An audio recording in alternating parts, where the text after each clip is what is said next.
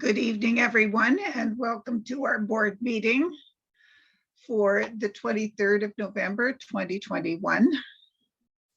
I would like to call this meeting to order, seeing that we do have quorum, and I acknowledge that we meet tonight from many different places in the unceded and unsurrendered territories of the Algonquin Nation.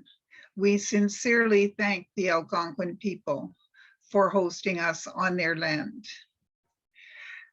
Could I have a motion to approve the agenda, please? Trustee Ellis, seconded by Trustee Huff.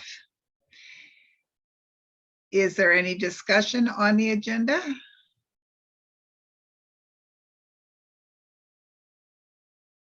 If there is none, I will call question and I will ask trustees please to do a voice vote as well as raising your hand. All those in favor? Lockburn in favor. Boothby in favor. Lyra in favor. Ellis in favor. Campbell in favor. Huff in favor. Jennings in favor. Penny in favor. Scott in favor. All in favor.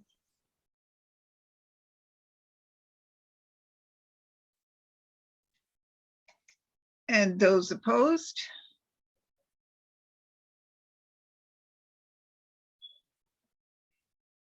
And the motion is carried. Moving on with our agenda then, we do have, I believe, one delegation this evening. Am I correct, Manager Guthrie?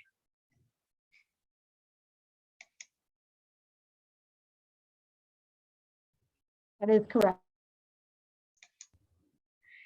And I would like to welcome Mr. Larry Shamash as a delegation. Mr. Shamash, you have 4 minutes for your delegation.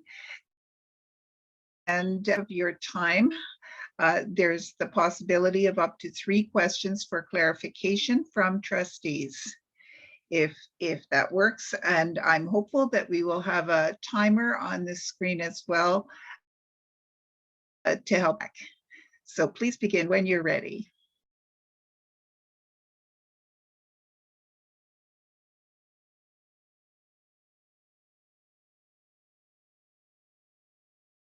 We can't hear you at the moment. I think you're muted.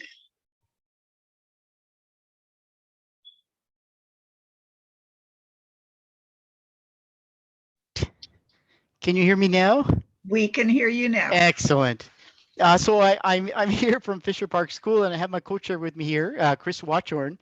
But first, I just wanted, as a side note, to thank you, Lynn, because you came to our sister school. Really, it's our feeder school. It's Elmdale School for our reopening ceremony, and you gave us such kind words. And this, of course, applies to Justine as well. You were both there, and so I wanted to thank you for your attendance and your continued support at Elmdale, but more importantly today for Fisher Park. And thanks to the entire board also for their attention this evening. You've given us attention in the past, and I know that you listened, so thank you. Unfortunately, due to the pandemic, we could not have a full delegation here, but I know that we'd have like a good dozens of parents behind us with this message. So with that, I'll just get started right away. So good evening, everyone. And here we go. So from over 150 schools across the Ocdsb, there are only 5 truly middle schools with students in grades 7 and 8. These are Cedarview Middle School, Glencairn Public School, Glashan Public School, Summit Alternative, and of course our Fisher Park Public School. Each of the councils of these 5 middle schools considers this issue a major current issue. We are here tonight as co-chairs of the Fisher Park School Council, and we are here to ask that the board review the current COVID-19 guidelines for middle school students at these 5 schools.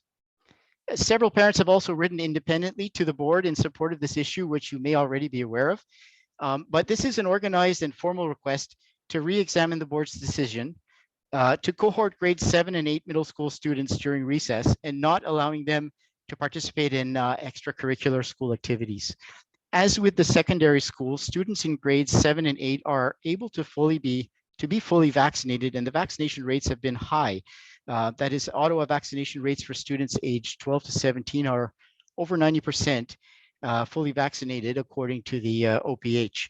The board and Ottawa Public Health have allowed secondary schools to break for recess without cohorting and to resume many extracurricular school activities. Students in grades 7 and 8 at these 5 middle schools are eligible to have the same vaccination status as those in the high school system and should be provided with the same opportunities.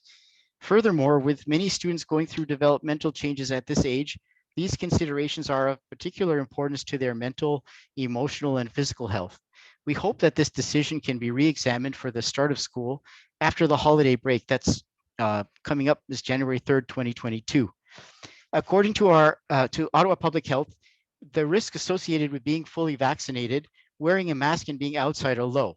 Quoting an open letter drafted by medical professionals from the Toronto area, pediatric specialists, parents, teachers, and coaches have called attention to the negative consequences of the COVID-19 pandemic on the mental, physical, and emotional well-being of Ontario students. Continuing to require students to cohort at recess forces them to play exercise in smaller zones and limits their ability to interact with peers, and further negatively impacts their physical and mental health. I'm running out of time, so I'm going to speak a little quicker. We feel the board needs to look at eliminating the cohort requirement for these 5 middle schools. The marginal increase to safety that cohorting adds during short outdoor recess periods in a school where all students are of age to be vaccinated, are wearing masks and are outside is surely outweighed by the negative impacts to the mental and physical health of our students. We hope that this will also help to alleviate demands on our staff and after recess time. Some teaching staff have told us that kids are missing an important physical outlet and emotional connections at this critical stage in their lives. Return of extracurricular activities. I'm not going to finish, I apologize. Allowing the return of extracurricular activities to these 5 middle schools with students eligible to be fully vaccinated would be another way. I'm going to switch right to the end, if that's okay. COVID cases in Ottawa and Ontario are at very low levels, as is the COVID wastewater signal. For these 5 middle schools, we kindly ask the board by January 3, 2022, to remove the requirement to cohort at recess and allow for the safe resumption of extracurricular school activities as has been done at the OCDSB secondary schools and other Ontario boards. Thank you very much for your delegation, Mr. Shamash. And I see a question from Trustee Bell. Thank you very much for your delegation. I love that my zone has such active community members and they come to board meetings. My question is ultimately for the administration, but I'm going to pose it to you for further clarification, which is what are the types of mental health and well-being issues that you're referring to, and why is it particularly important for this age group to have extracurricular activities and to be cohorting with a wider range of peers? So I am not an expert, but I will say that I look at my daughter. She has changed so much in grade 7 and even more in grade 8. And I see her as being especially restless and limited in a classroom just inside her cohort. And she's struggling to learn about herself, and she's changed physically and in so many ways that I think her identity becomes something that she is looking to develop. And I think the experience that she could have had in normal times would have been really beneficial to her. Chris, is there anything you want to add to that? I think it's a unique opportunity for the children at these 5 schools, being at grade 7 and 8, that they are in effect a unique school structure within the OCDSB environment. And when we look at the experience that these students have in a very transient environment, any opportunity that we can have to enable those social and emotional interactions with their classmates and peers is very important for us. These students are only at these schools for 2 years, so they've come from a more lengthy elementary experience, 2 years in middle school, and then they're off to high school. So we would really encourage the board to take a look at the opportunity to enable the students at these schools to have greater opportunities for cohorting, and certainly that physical activity and interaction. All of these schools are located next to green spaces, with the exception of Glashan, right in the core of the city. and they've got green spaces and other opportunities that are literally right out their window that they're not able to take advantage of. So there's that extra green space giving them the opportunity to have safe play by being able to take advantage of those extracurricular activities. And maybe I'd add, because it's only a 2-year period that these students, for example, my daughter, she came in grade 7, but this would be her last chance to start mixing with other cohorts of her age and to do some activities together with them if we started as soon as possible in January.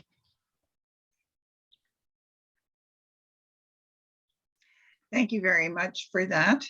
And I will ask if the director has a comment to make on this topic.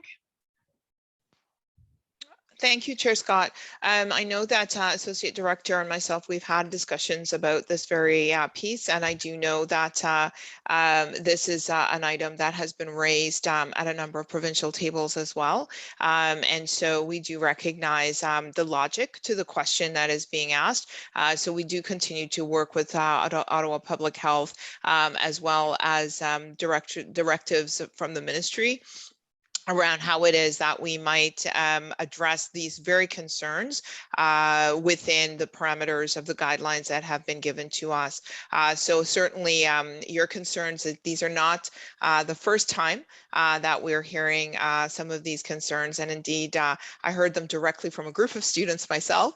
And we do understand the logic of the inquiry. And we have indeed tabled and will continue to table that query because we do want to see our kids getting back to as normalized an environment as they can as soon as we can do so safely.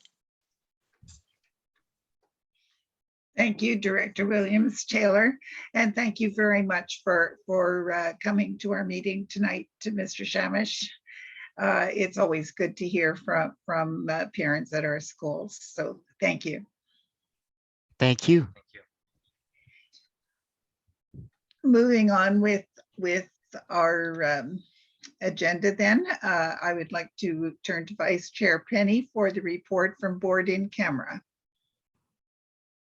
Thank you very much, Madam Chair. So the board met in camera this evening and reports and recommends as follows on a labor relations matter moved by Trustee Blackburn, which I will second, that the tentative settlement between the Ottawa-Carleton District School Board and the Ottawa-Carleton Elementary Occasional Teachers Association, which will form a collective agreement dated September 1st, 2019 to August 31st, 2022 be ratified.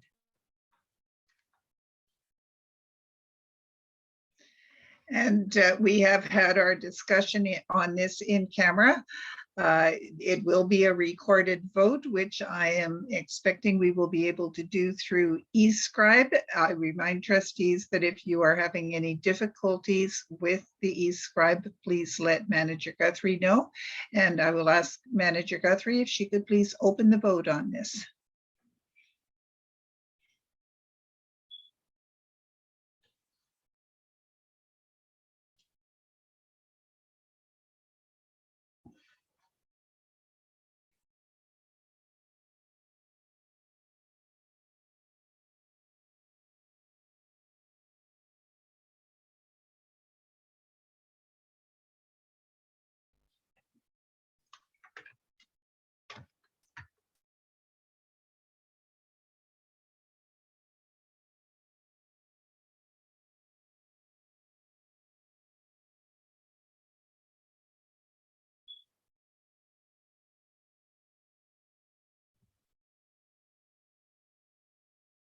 Chair Scott, still waiting for Trustee Bell.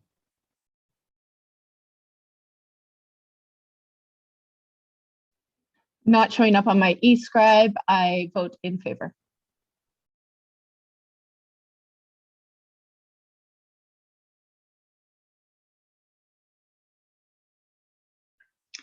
And the motion is carried unanimously, 11 in favor, none opposed. Trustee Penny? Thank you very much. And on a motion by Trustee Campbell, which I will second, that the board affirm the positive evaluation of the Director of Education's performance for the 2020 22-21 school year attached as Appendix A to Report 21-085. And Part B of that motion, that the performance objectives for the 2021-2022 school year included in the performance evaluation attached as Appendix A to Report 21-085 be approved. And Part C, that the chair be authorized to sign the evaluation on behalf of the board. And again, we have had our discussion in camera, and we will have a recorded vote. If Manager Guthrie could please open the vote.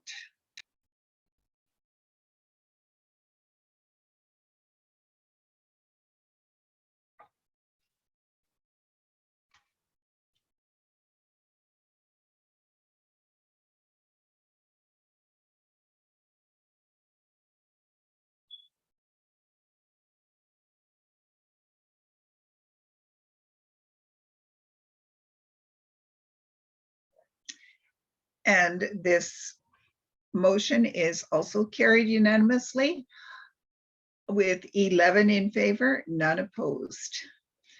Trustee Penny? And finally, on a human resources matter, on a motion by Trustee Blackburn, which I will second, that staff be authorized to proceed as directed in board in camera with respect to HR matter. And again, the discussion and debate were held in camera, and I will ask Manager Guthrie if she could please open the vote again.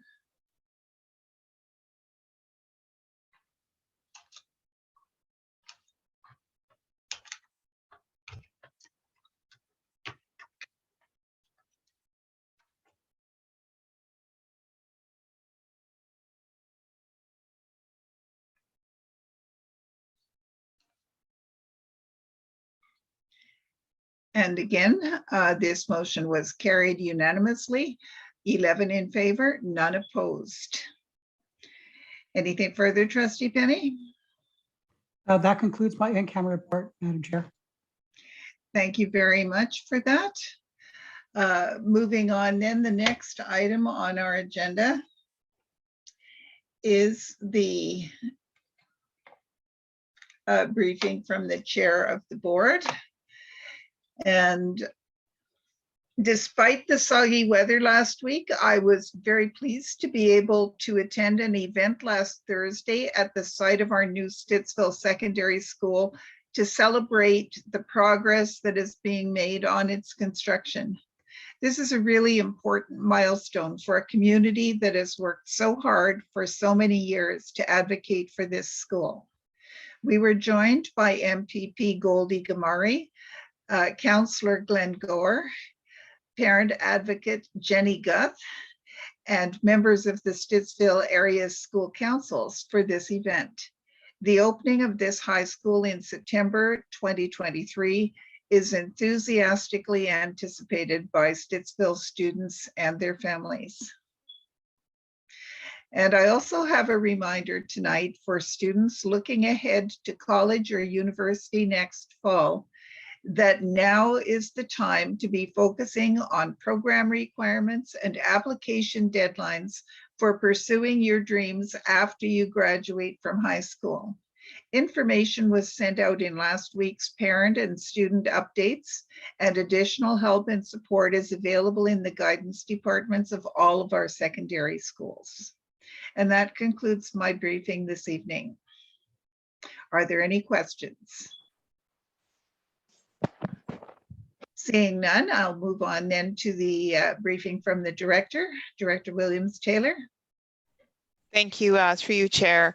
And just to add to your last comment, Chair, about the applications to colleges and universities, reminding students as well to start to make up your lists and calendar deadline dates for scholarships, because scholarships are starting to receive those applications now and going all the way into the summer. In 2019, our district joined several area school boards to participate participate in an OECD international survey on social and emotional skills. More than 5,600 Ottawa students participated, including 2,500 from the OCDSB. Ottawa was one of 10 cities internationally to participate in this study. On Monday, November the 29th, so this upcoming Monday, the OCDSB will be hosting a virtual event to discuss the Ottawa results with the panel, including representation from the OECD, along with other distinguished guests. Registration information and further details about the study can be found on our website. On Thursday, November the 25th, staff from Ridewood Addiction and Family Services will participate in an OCDSB speaker series event. The discussion will focus on helping youth maintain a balanced use of technology and on what can be done if problems arise. Details on how to access this webinar is on our website. That's all for my update today, Chair.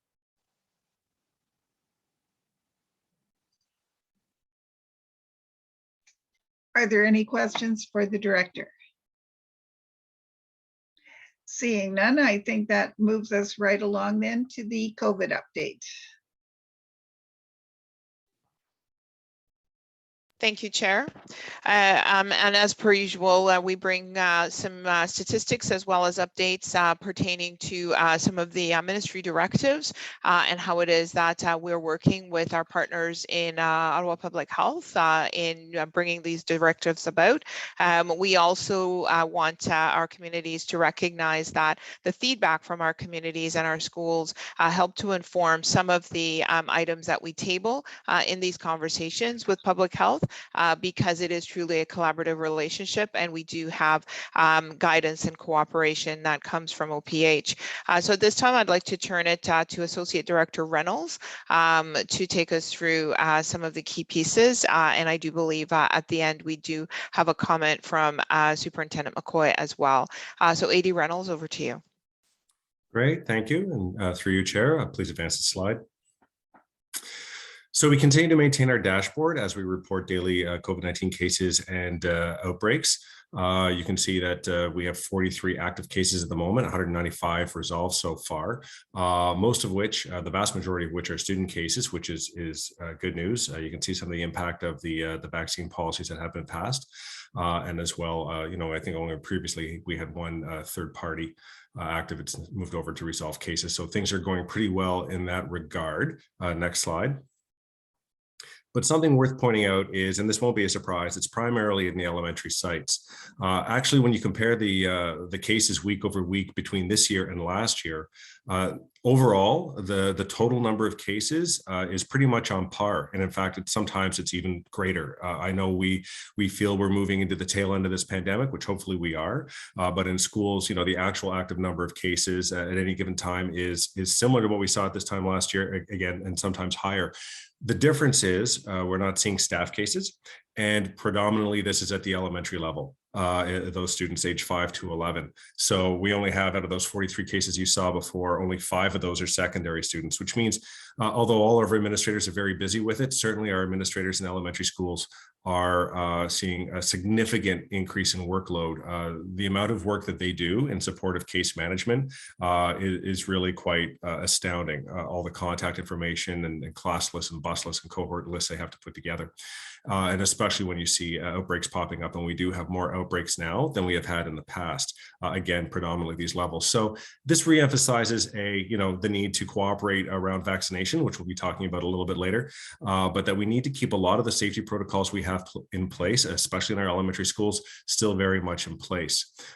We are looking at ways to reintroduce some of those activities and extracurricular activities. For example, schools with intermediate programs next week will have permission to reintroduce some type of intramural sort of activities within a grade cohort. That's something principals will learn a little bit more later in the week, but that'll depend on some site-specific things as well as staff willing to volunteer and supervise those. So there are some conditions to that, but we are always looking at ways to increase opportunities, particularly for our students who are vaccinated.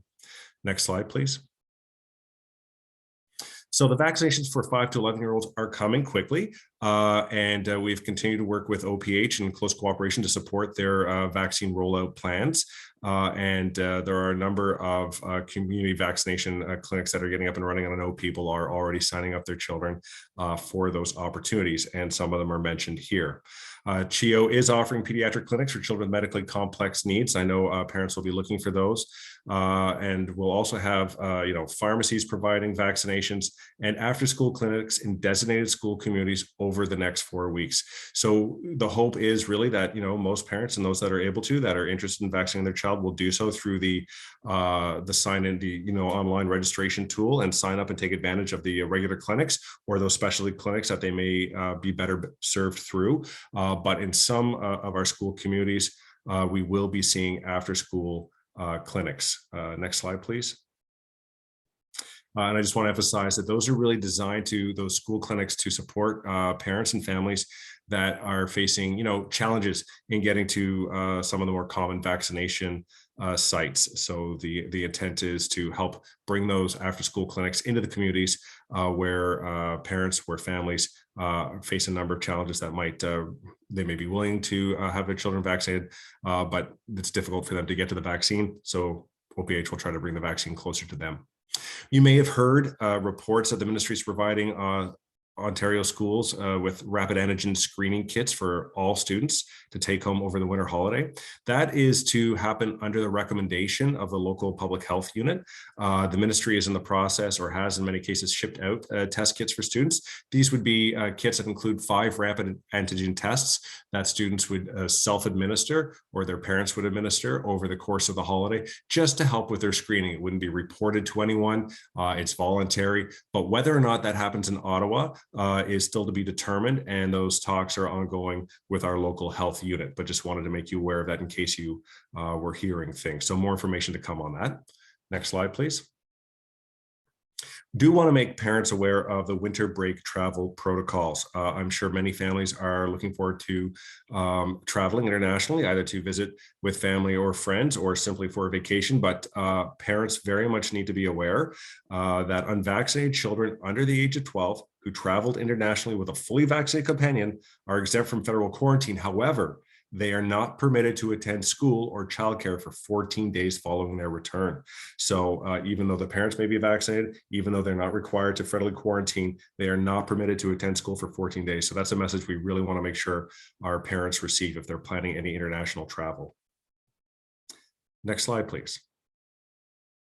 Also, something that has come out of the recent ministry announcements is that, the possibility of moving to 4 classes a day coming for second semester. The ministry has said that as long as the local health unit does not object, school boards can move secondary schools over to regular daily semester timetabling, 4 classes a day as of the second semester. They did add some provision that it could happen earlier if a school board has the support of their local public health unit. Those are conversations we're having with Ottawa Public Health, and they're ongoing through this week. We know some members of our community are very anxious to see a move to 4 classes a day happen as soon as possible. We'll have to think about how we manage that, if it is in fact possible to move earlier, and as soon as if we find out that that's something that we can do with the support of OPH, and what timing makes sense in terms of the natural rotation that students are experiencing right now, we'll communicate as soon as we are aware if that becomes a possibility. Next slide, please. Remaining COVID-19 funds will be provided to school boards for the second half of the school year. This includes access of up to 2% from school board reserve funds, as you're aware, and the minister approval required if the school board anticipates an in-year deficit greater than 2%, which I don't believe we are facing. I don't know if CFO Carson had any further comments on funding at this time. I think the only thing I would add this time is that we will continue to look at the ministry's announcement as we prepare the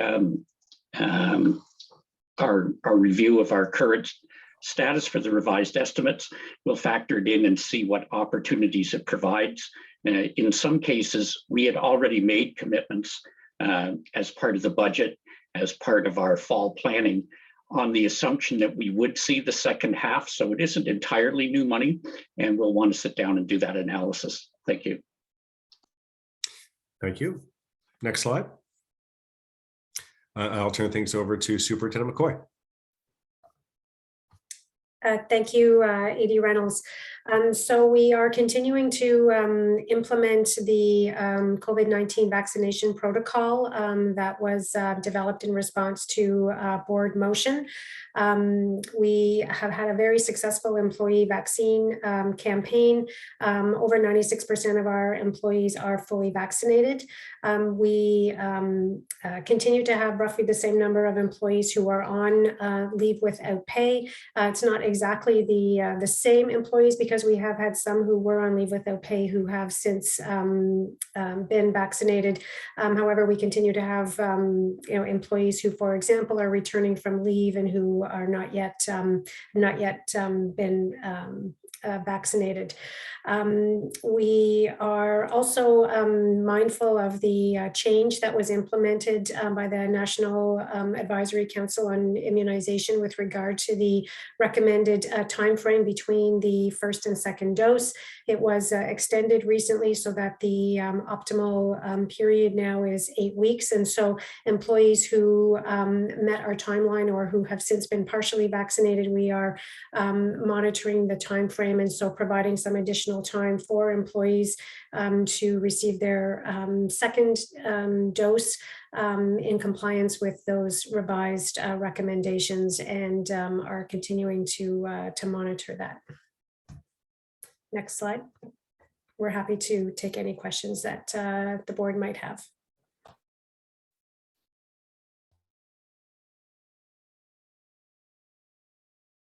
And we do have some questions, beginning with student trustees, Salam Alada.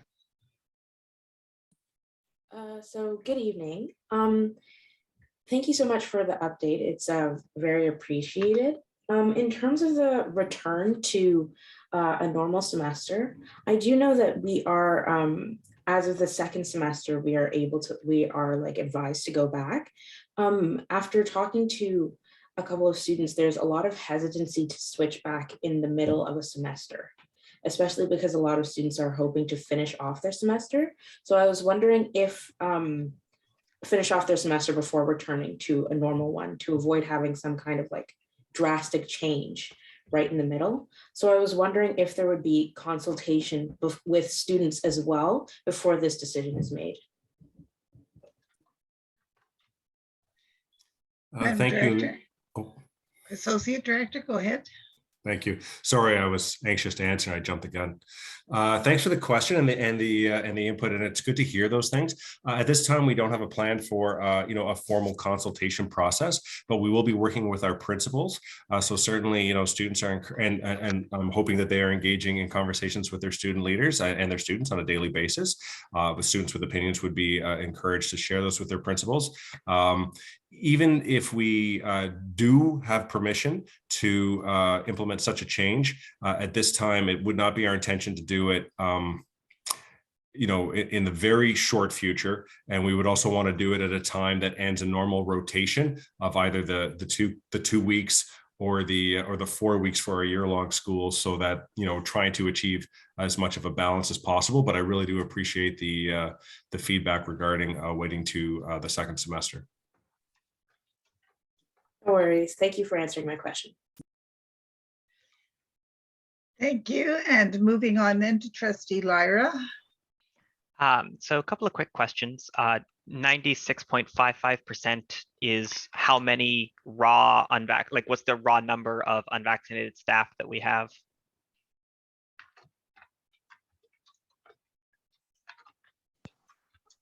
Superintendent McCoy, are you able to respond to the question? Through you, Madam Chair, if you give me a minute. So you're talking about the number who have attested and who are not vaccinated at all, Trustee Lyra? So I'm seeking the number of people who have received an approved religious or medical exemption or are unvaccinated for any other reason. I'm looking for a number of people, because 96.55 sometimes we have 7,000 staff, sometimes we have 12,000 staff. It depends on what number you're counting from. And so I'm Right. just looking for an actual whole number. So I have it, but if you just give me a minute and maybe Yeah. go on to the next question, and then I will provide it. Sure. So my second question is there any consideration that has been given to ensure that medically fragile students are not placed in classrooms with unvaccinated staff? Are we taking special care at that, or are we just not? So through you, Madam Chair, what I can say is that the only individuals who would be unvaccinated completely at this point in our schools would be those who are subject to an exemption based on medical or creed-based grounds. And all of those staff are submitting to regular rapid antigen testing. So I'm doing that 3 times a week. We have not changed any assignments based on an individual's vaccine status, other than, as I indicated, placing a small group of employees on leave without pay. Is that something the district has considered, reassigning people to ensure that there isn't an overlap of medically fragile unvaccinated students and people who have not been vaccinated for whatever reason?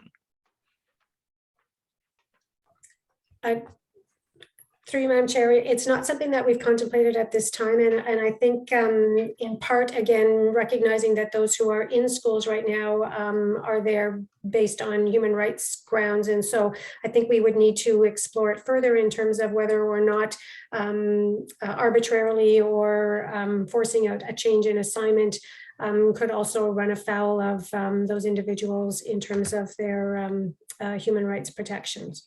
Okay. So I have a question about the grant from the ministry. The ministry has allowed us to spend further from our reserves. Have we heard anything about the money that we have spent to address COVID being reimbursed? We wrote a letter. I know a number of districts have written a letter. Have we heard any movement on that front, or are we just out? CFO Carson? Chair, as we'll note when we get to the next item, we'll see that in fact the board operated at a surplus, a slight surplus for last year. So we ended up not depleting our reserves for last year. So I don't believe we will be seeing any dollars coming to us to further increase that surplus as we work our way through 2021, 2022. We'll see what, as always, the ministry says they will continue to monitor the situation, but it's, I doubt that we will see, it's hard to say, unless there are really extenuating circumstances, I don't know that we will see funding beyond what they've announced already. Thank you. Okay, and then I'm just looking for that number whenever Superintendent McCoy has it. Thanks. And I will let Superintendent McCoy continue to look for the right number and move on to Trustee Bell. Thank you. Through you, Chair. I believe I heard that our intermediate schools will soon resume extracurricular activities.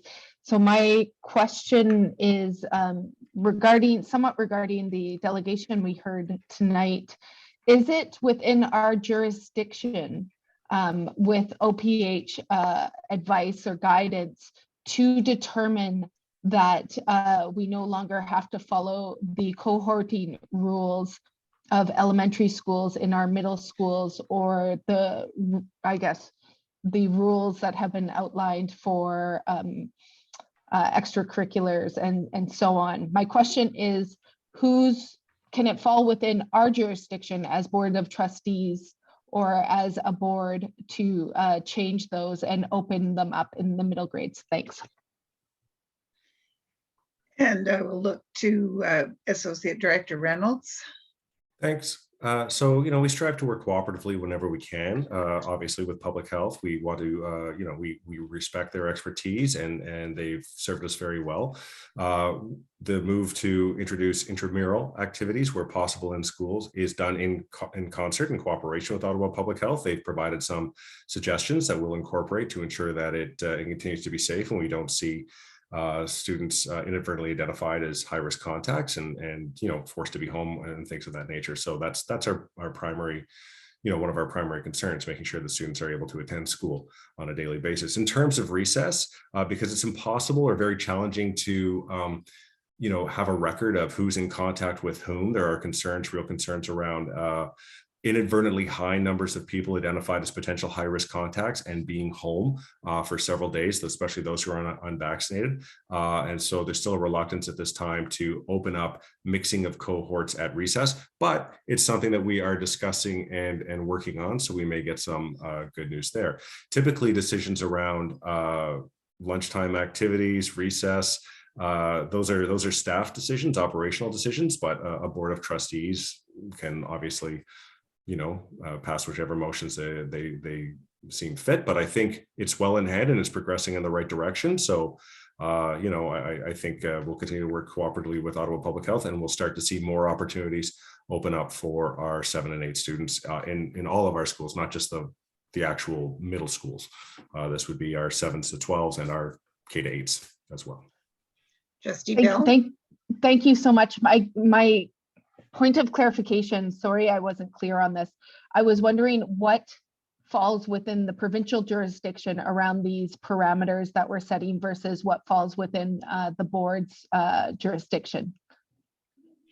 And I think Trustee Bell is referring to the fact that the cohorting guidelines in the ministry's guidelines for this year applied to all elementary grades from kindergarten to 8. So we've seen a number of situations, thank you for the clarity. We've seen a number of situations where the ministry, though, has opened the door or deferred to, where the local PHU is in support of or endorses going beyond what might have been strictly outlined in the cohorting. That's fine. We've also seen them recognize the importance of such opportunities, and they did in their releases last week of, extracurricular athletics and other types of experiences. So that's why intramurals are moving ahead at this point, but the strict recess lunch break cohorting is still staying in place. But as I mentioned, there is a conversation going on with public health around possibly opening that up to be within treating perhaps all of grade 7s as a cohort instead of distinct grade 7 classes as a cohort. But again, that's a conversation that's ongoing. I hope that helped. I gave you a thumbs up in case you didn't see. Thank you through your chair.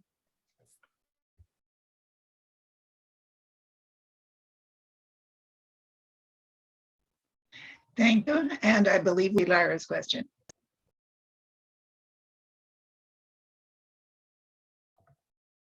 Through Madam Chair, were you calling on me?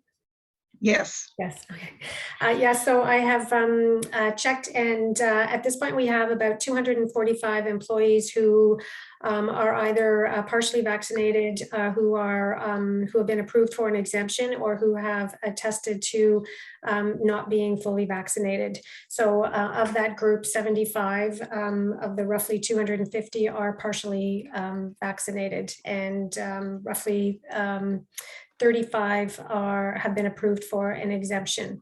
So the remainder have attested to not being vaccinated. All right, thank you. And I see Trustee Salamalata's hand is up. Unfortunately, we are in board and following rules of board, which means that we only get to speak once to an item, and you have had your opportunity to ask a question already. So I will look to see whether there are any other questions with regard to the COVID update. And seeing none, that brings us to matters for action, beginning with confirmation of the board minutes from the 26th of October, 2021. Do we have a mover for those? Trustee Blackburn, seconded by?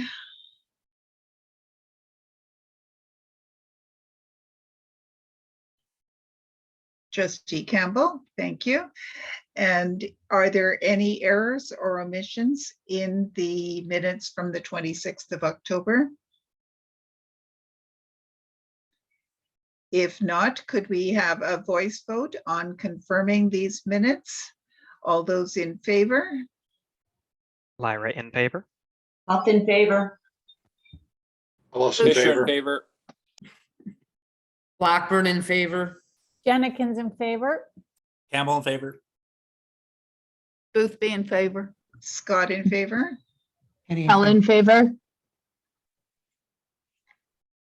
And are there any opposed?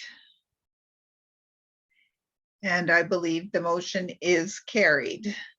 Is there any business arising from those board minutes? Trustee Blackburn?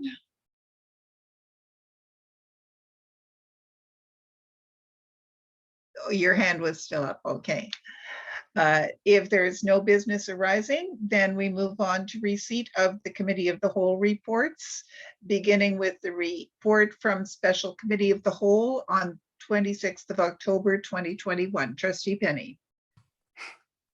Thank you very much. I'd like to move receipt of the Special Committee of the Whole report of October 26, 2021. And do we have a seconder for that? Trustee Ellis, thank you.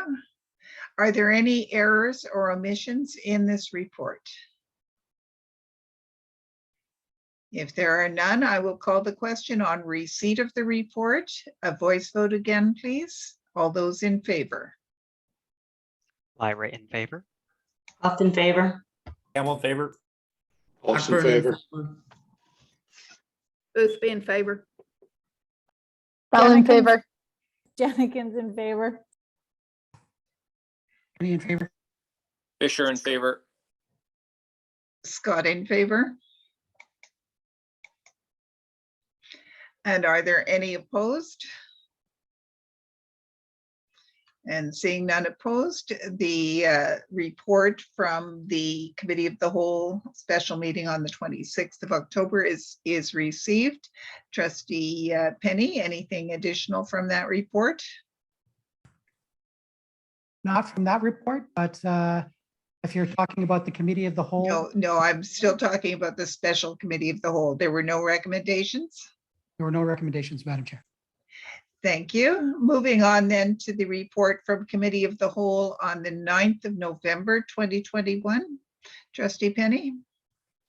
Thank you. I'd like to move receipt of the Committee of the Whole report of November 9th, 2021. And do we have a seconder for that? Trustee Jennings, thank you. Are there any errors or omissions in this report?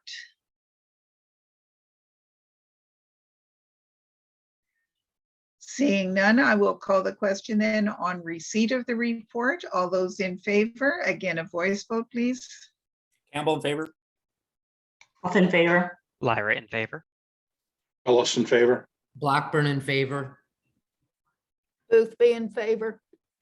Bell in favor. Scott in favor. Jennings in favor. Any in favor?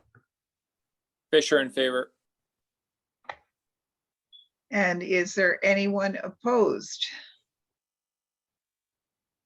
And seeing none opposed, the motion is carried. The report is received. Trustee Penny. And Madam Chair, there were two recommendations attached to that. And so we'll go through the first one. On a motion by Trustee Jennings, which I will second, that Appendix A to Report 21-063 be approved as the 2020-2021 Annual Report on Internal Audit Activity. And is this a consent item? If it is not consent, please raise your hand. And it would appear that it is a consent item, so we will hold it to see if there are other consent items to go with it. Trustee Penny? Thank you very much. And in the same report, on a motion by Trustee Fisher, which I will second, that report 21-064 be approved as the Audit Committee Annual Report to the Board for 2020-2021. And again, I will ask, is this a consent item? And it appears that it is. So we will take the vote on those in a moment, but first we will go to the oral report to item 8.4, the oral report from the Audit Committee meeting of the 22nd of November, 2021. Trustee Fisher. Thanks, Madam Chair. The Audit Committee met on the 22nd of November and reports and recommends as follows on a motion by Trustee Jennings, which I will second, that the draft 2020-2021 consolidated financial statements attached as Appendix A to the report 21-081 be approved.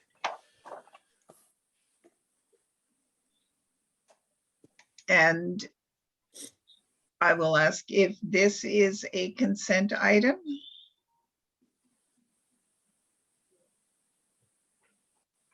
And I'm not seeing anyone object to this. Trustee Fisher, did you have something else?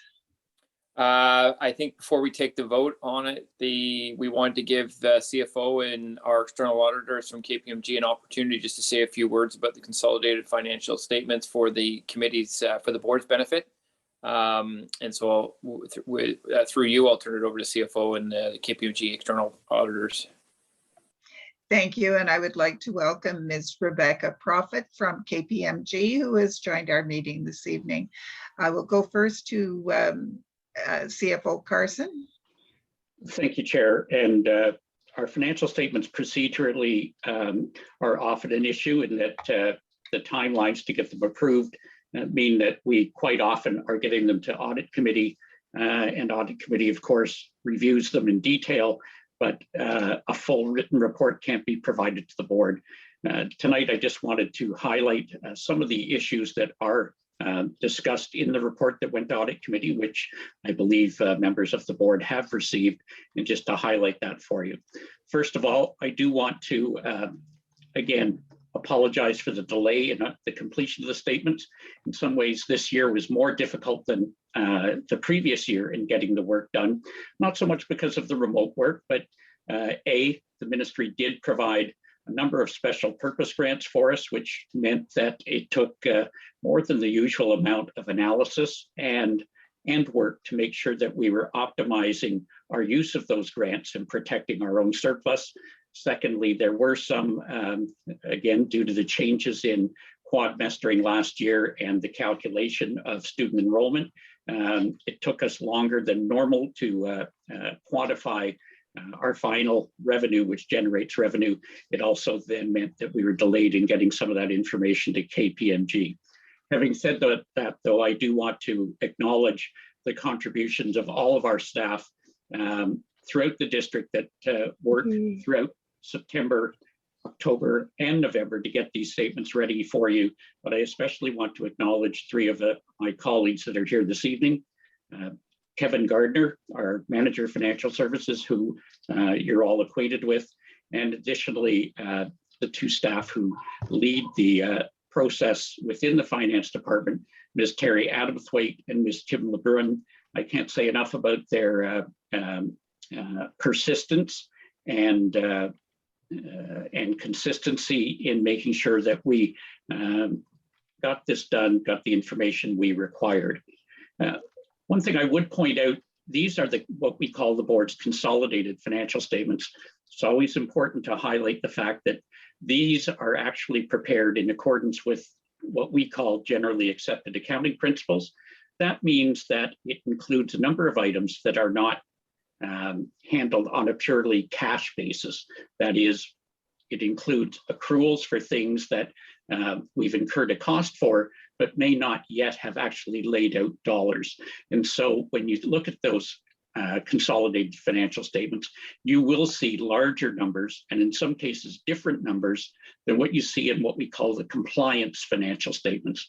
Those financial statements are in fact the ones that the ministry uses when it flows dollars to us on an annual basis, the ones that we are measured on when we talk about having to operate at a surplus or within the 1% or 2% limits.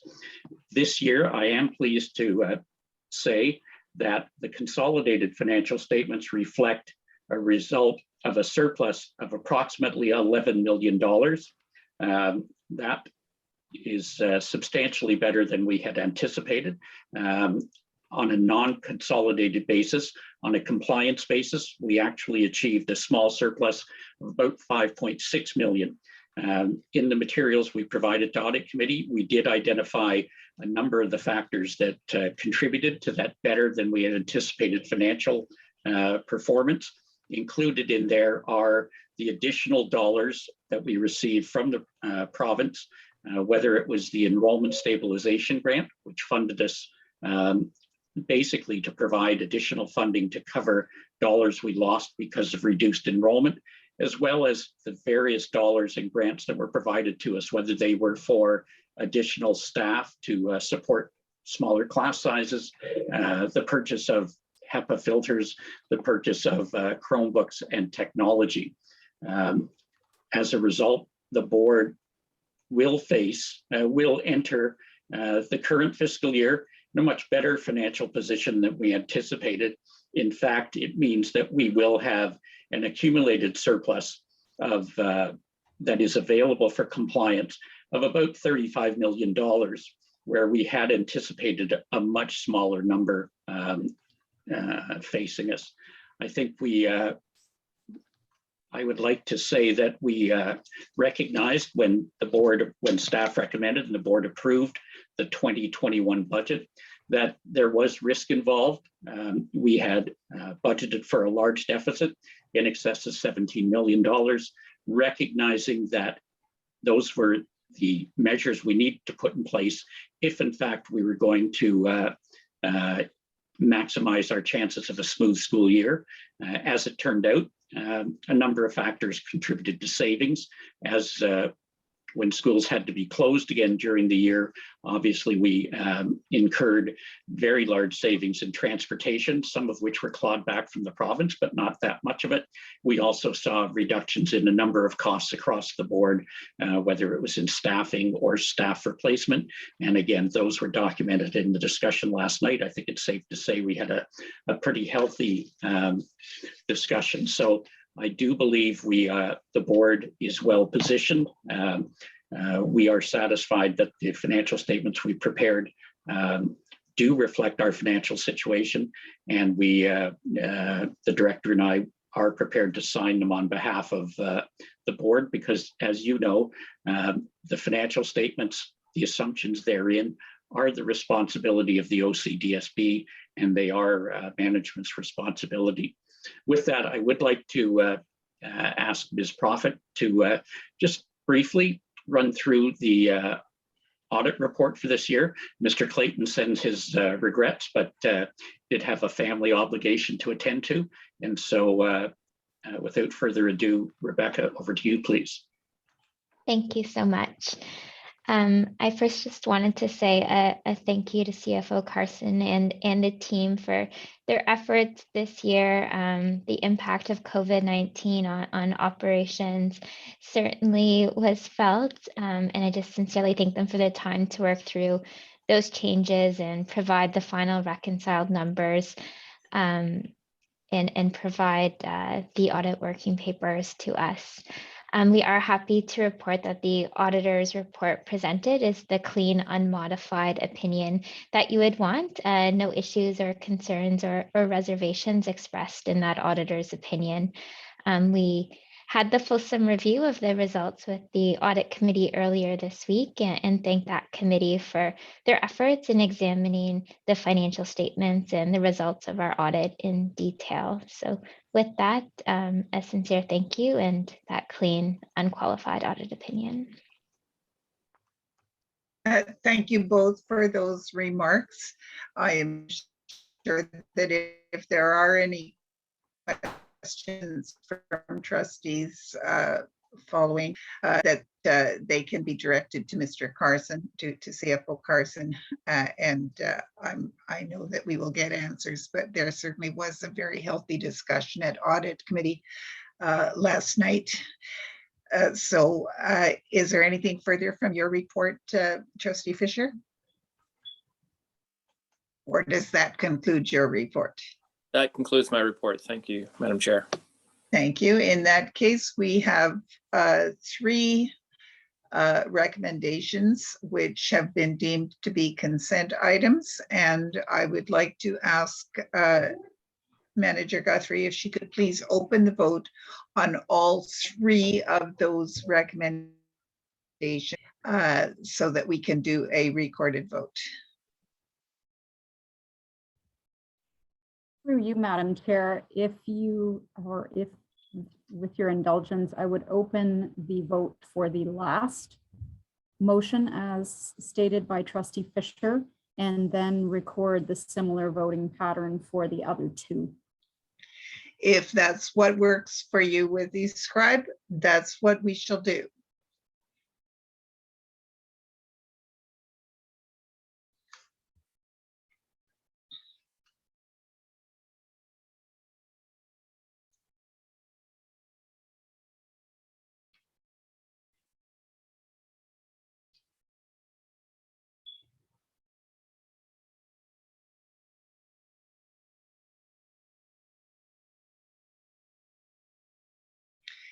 And I see that the approval of the draft 2020-2021 consolidated financial statements is carried unanimously with 11 votes in favor, 0 opposed.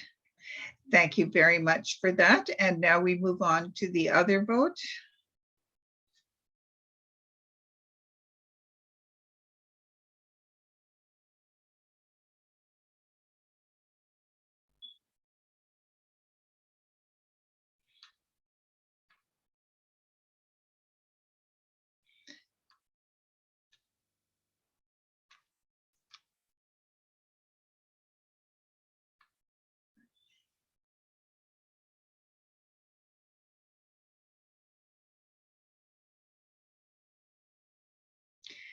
And again, we approve the 2021 annual report on internal audit committee activity unanimously, 11 in favor, none opposed. And we have one more.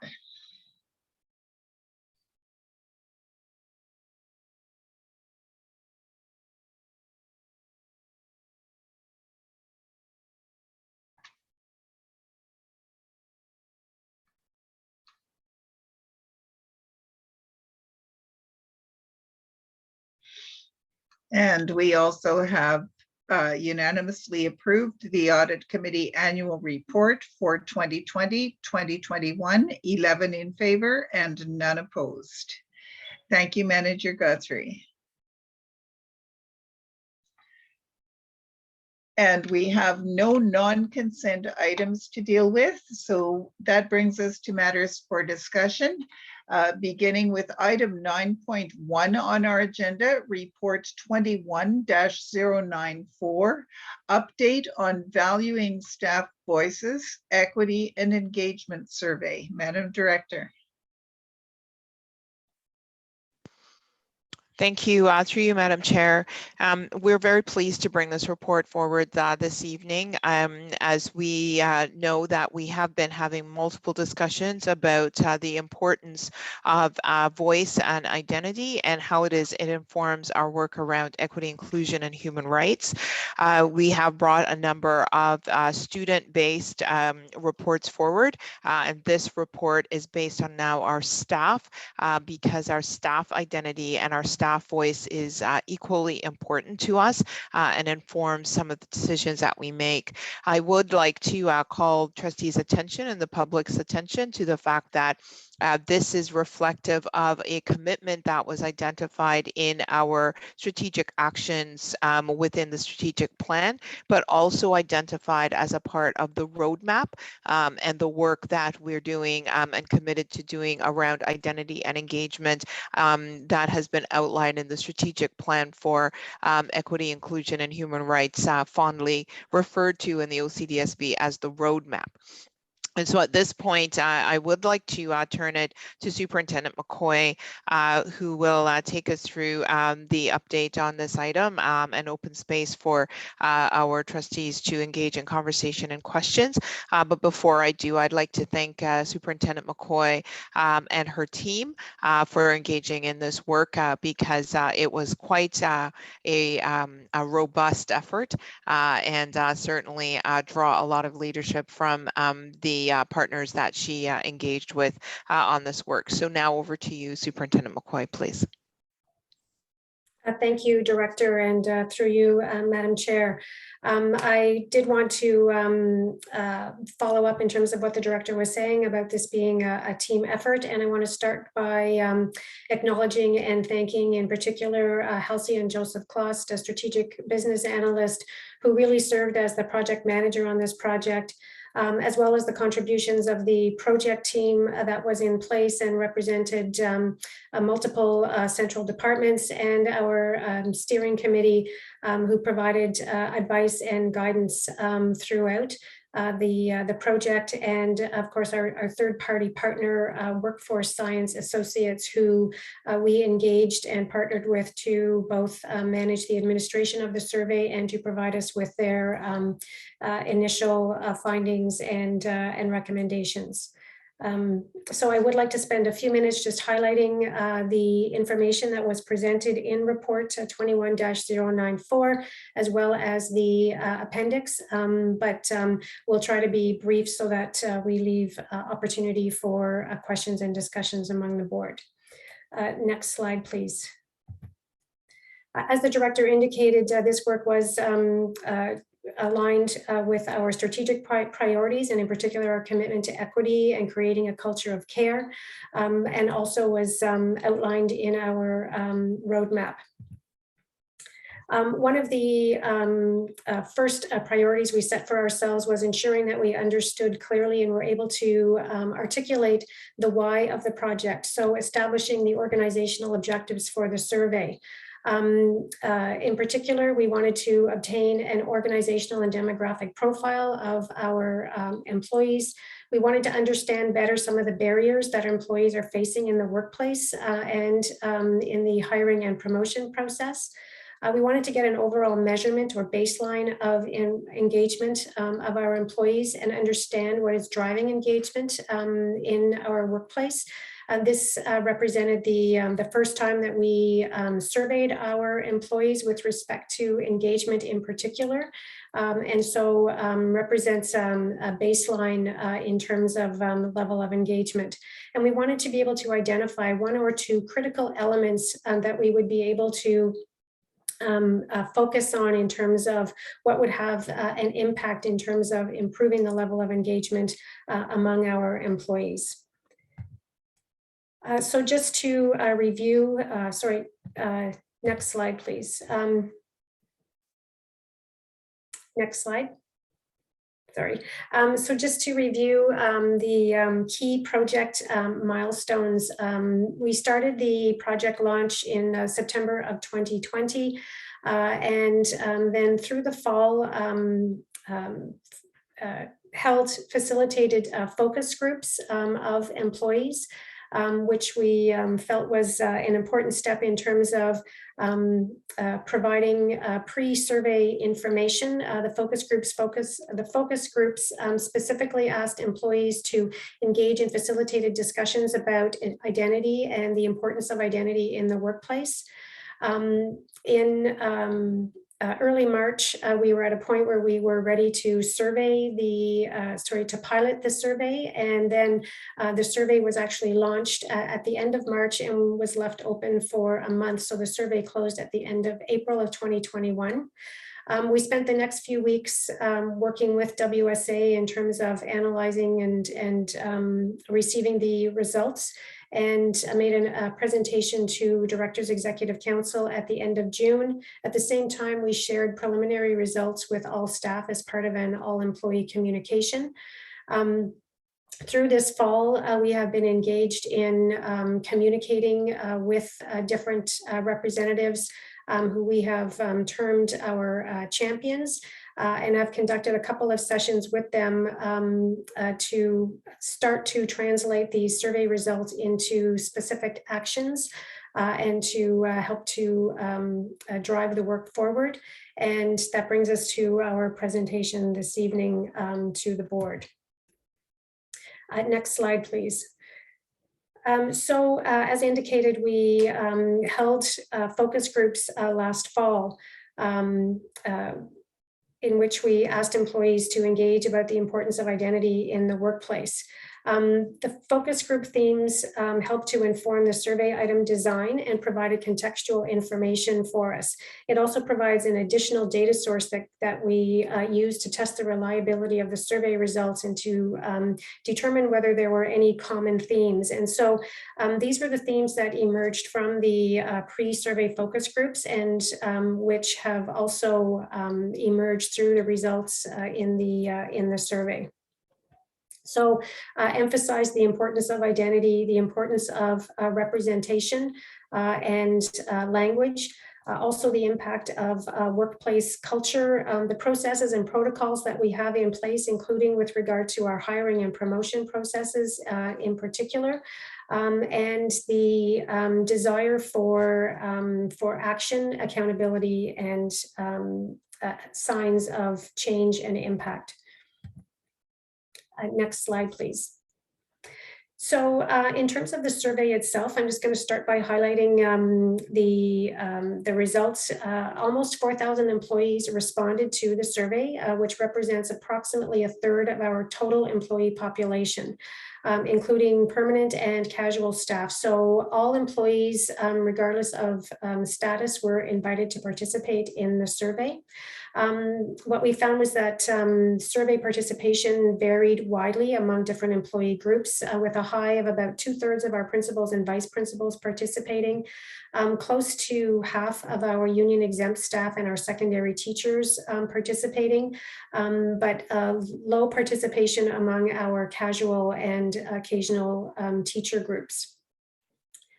In terms of some of the demographic results, the overwhelming majority of respondents, no surprise, said that they speak English as a first language, with French identified as the most common second language among respondents, and Arabic as the third most common language, which was spoken by 3% of those who responded. Overall, though, what is interesting is that employees reported speaking fluently in more than 35 different languages, with 15% of respondents indicating that they were able to speak a language other than English or French. Next slide. In terms of background, in terms of other aspects of the survey, 2% of respondents identified as Indigenous, half of whom identify as First Nations. 85% of respondents identified as white, 4% as Black, 4% as Middle Eastern, 3% as South Asian, and 2% as East Asian. 11% of respondents responded that they are living with a disability. The majority of respondents identify as between 33 and 54 years of age, hold a bachelor's degree or higher in terms of level of education, and have been with the OCDSB for 15 years or less and have completed their education in Canada. 78% of respondents identified as female, 21% as male, and nearly 2% identify as gender fluid, non-binary, questioning, two-spirited, or other gender identities not listed. Next slide, please. Continuing with the engagement part of the survey, it's important to note that when we are speaking about engagement, what we're referring to is the amount of discretionary effort that employees are willing to provide in terms of their work, and is largely influenced by 4 factors. First, satisfaction, how satisfied employees are with the OCDSB as a place to work. Advocacy, and that is whether employees would recommend the OCDSB to others they know and respect. Retention, whether employees are looking for a new job with another company. And the fourth factor is pride, whether they're proud to work for the OCDSB. So overall, the engagement index, which is a composite of those four factors, is 59. It is, one of the highlights is that nearly 2/3 of respondents indicated that they are proud to work at the OCDSB. However, relative to other organizations that WSA has worked with, 59 would be considered low score in terms of the engagement index. While it's not, while generally employers who are highly unionized tend to have lower engagement indices, it is certainly an indication that we have some work to do in terms of the level of engagement among our employees. So to explore that a little more, next slide, please. One of the other areas that the survey measured was were equip factors. These are the things that employees need to be in place in order to do their work effectively. Their presence or absence can impact engagement positively or negatively. In our case, the equip factors were determined to be a key driver of engagement. In terms of some of the equip factors, collaboration between schools and departments, 35% of respondents indicated that they felt there was effective collaboration. In terms of the practices and policies necessary to be able to do work is another equip factor that was measured. How empowered employees feel to make decisions in their work. The training that's required to do the job, in which 69% agreed or strongly agreed that they had the training required to do their job. How well respondents felt that they worked together within their school or their department teams. 72% agreed or strongly agreed that they were working well together within their school or department. The work environment from a safety perspective, as well as the physical environment and access to resources, are other equip factors that were measured through the survey. Next slide, please.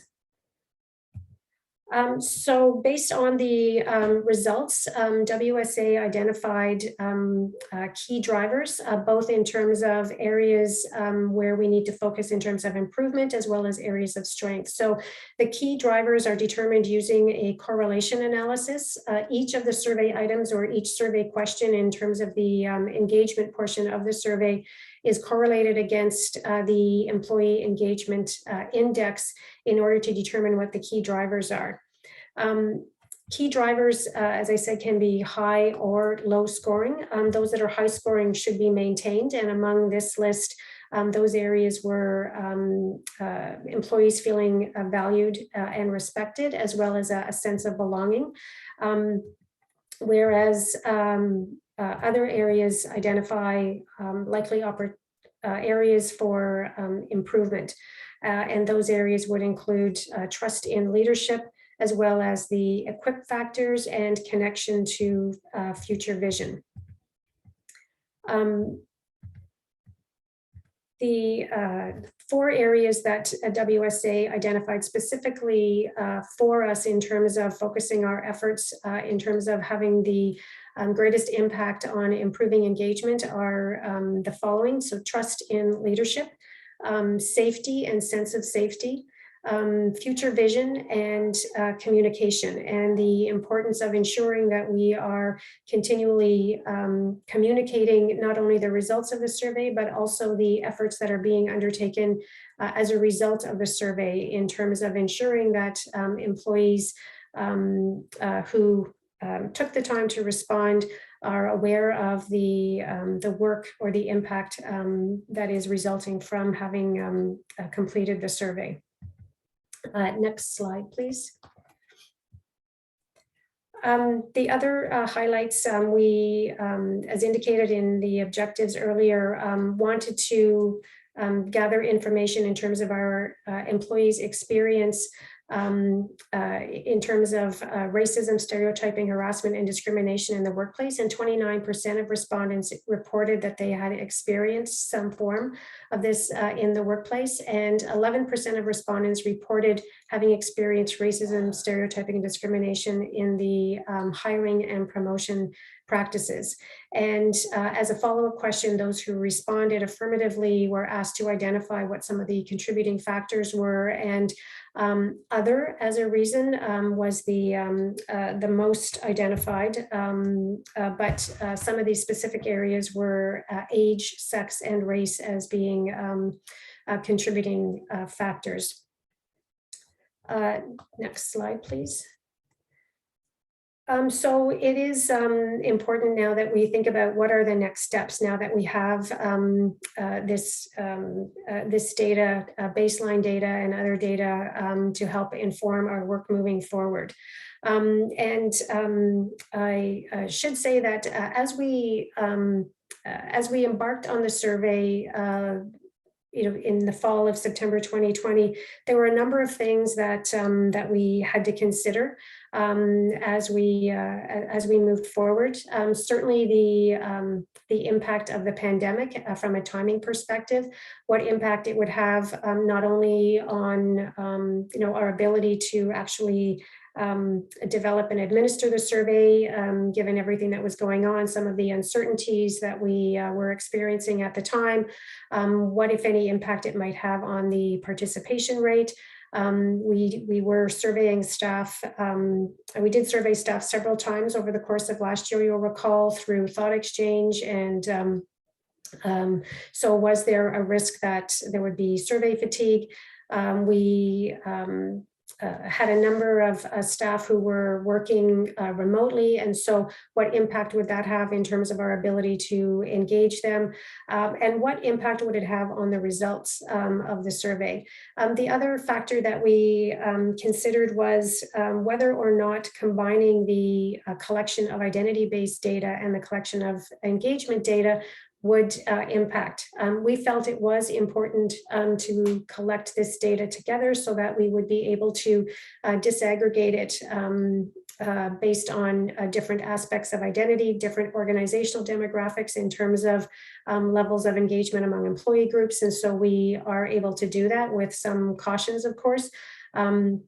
But understood as well that it might have an impact on both the length of the survey as well as the willingness of staff to engage from a trust perspective, in the sense that they were providing us not only with demographic information, but also how they were feeling about it. So those were some of the factors that we considered. And so as we moved forward, also understood how important it would be if we were going to proceed, that we would need to make a firm commitment that we were able to articulate upfront why we were undertaking the survey, why it was important, and what we were hoping to achieve.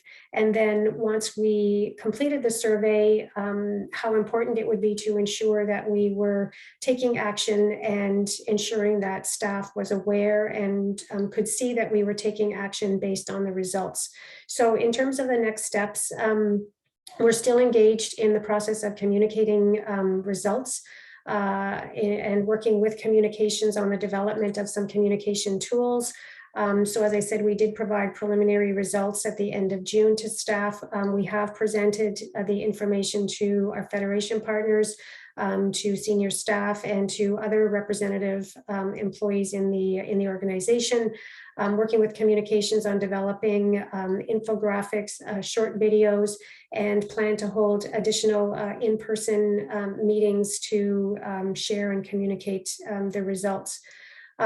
We have already started and will be continuing a comparative analysis of the data, specifically the demographic data, to compare with the student identity-based data, the Ottawa community identity-based data, and as well the historical census, because we did as an organization administer a census about 10 years ago. And so we'll be able to use that data as well to identify where things have changed in terms of our employee demographics. The questions were not exactly the same, so there isn't the ability to compare directly, but still provides a comparative source of data for us. We're going to use the data to inform ongoing efforts to implement our equitable recruitment, hiring, promotion policy and processes, and specifically through the analysis in number 2, identify gaps across employee groups and at all levels of the organization. Next slide, please. We're going to look at the data in terms of what it tells us about workplace well-being and developing a psychologically safe and healthy workplace, and the 13 factors that are outlined in the CSA standard around psychologically safe and healthy workplaces. As I said, one of the areas of focus that was identified of the 4 were the 4 areas of focus were trust in leadership, safety, the connection to vision and communication. And so while we can say that safety may have been impacted by the timing of the survey, we know that there are concerns among employees that are not related to the pandemic when it comes to developing a safe and healthy workplace. We're going to further engage in developing and implementing specific and measurable action plans in collaboration with representatives from our employee resource groups, our federation partners, and our system leaders, with an emphasis on looking at what are the things that we can do in the short term, so that at the end of the school year, we can look back and be able to identify what were some of the things that have changed or where progress is already underway as a result of the survey. The data will help to inform the Aspiring Indigenous and Black Leaders program from a mentoring and including mentoring and coaching. We are working on, as you know, the approval and implementation of the human rights policy, which will be coming back to the board within the next few weeks. And the data from the survey will help to inform the work that comes from that. And over the course of the next year, engaging in an HR systems audit, which is also something that is identified in the roadmap. But again, with all with an emphasis on, how did the survey results change or impact the workplace, which will be sort of our guide as we continue to move forward. And so with that, Madam Chair, I'm happy to take questions or to listen to the discussion. Thank you very much for the report and for that presentation. I do have a couple of people already on the speakers list. And since we are in board, if we stay with board rules, that means that you speak once to this for a maximum of 5 minutes. If someone would like to move to adopt rules of committee, that might allow for a more free-flowing discussion, but I will leave it to the discretion of the board members to make that decision. So the first person on my list is Trustee Campbell. Thank you very much. Fantastic report. Been long awaiting this. I'll try and fit my own material into 5 minutes, and any residual questions I'll likely fire off later. So first of all, I suspect, I'm going by some of the guiding questions in the covering report, that some of the most useful aspects of this will have been the dialogue that occurred between HR staff and various employee groups, and people hearing each other talk in a number of these focus groups. And some of these next steps initiatives seem to be well thought out, and I would imagine that there'd be good impact from several of them. I do have some questions though. So in terms of comparables, you've covered that a bit. Are we aware of other districts which have done comparable surveys, because the engagement index and some of the other scores do seem low to me. My reference is a certain federal workplace, but it may not be low for the education sector, and I don't know. Do we have any comparables that way?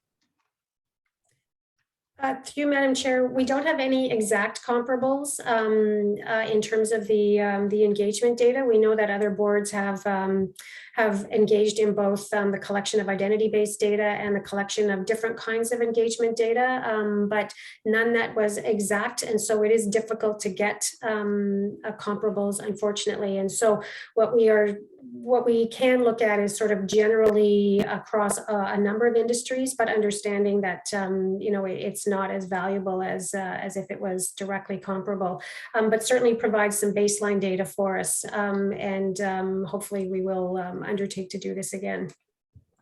Great, which is a nice segue to my next question, which is when do we think we might be able to do something similar again? Last one administration was 2010. That's a good piece of time. So I guess I'm thinking that something more regular with learnings from this most recent time might be wise to do. Do you have any plans in that regard yet?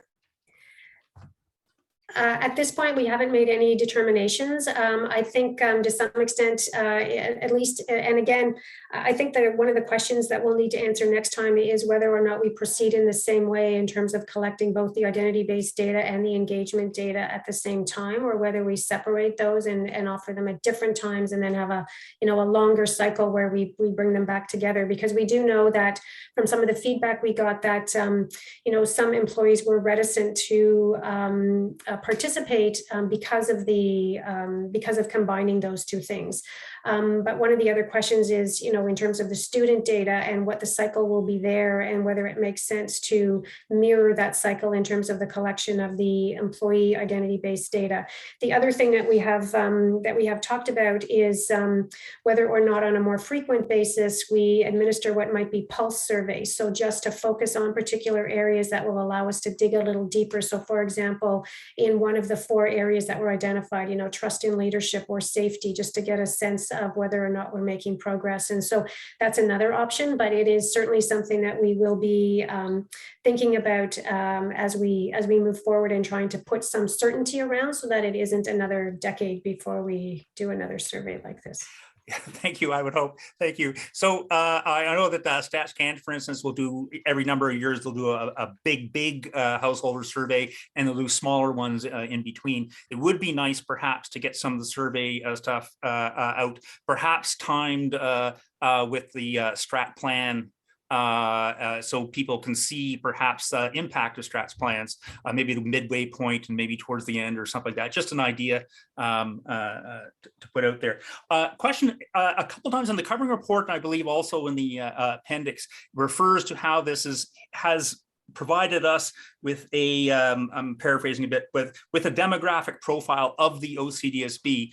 And I guess I get worried when I read something like that, because surely what we're seeing is a demographic profile of respondents, right? And I think we have to be very careful about the distinction. Especially when we have such wide-ranging response rates across broad employee categories and everything else. I don't think we can assume that demographic makeup is the same across all employee categories. For instance, some of our leadership categories versus others, et cetera, right? So I see nodding, so obviously there's agreement. Okay, thank you.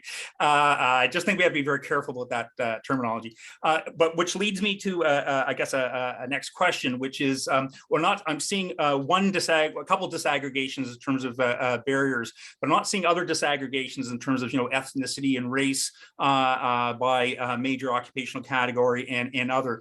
Are these disaggregations not available, or they have yet to be done, or simply not shared in this report? Yes to all of those things. So they are available, and they are in the process of being done. We have looked at some of them already. I think what we will be looking at in terms of that next level of analysis around the comparative analysis is starting at sort of a whole employee level, and then going deeper in terms of looking at, for example, what is the comparison between our elementary teachers and the student data and the local data. So we will be doing some of that analysis, because until we do that,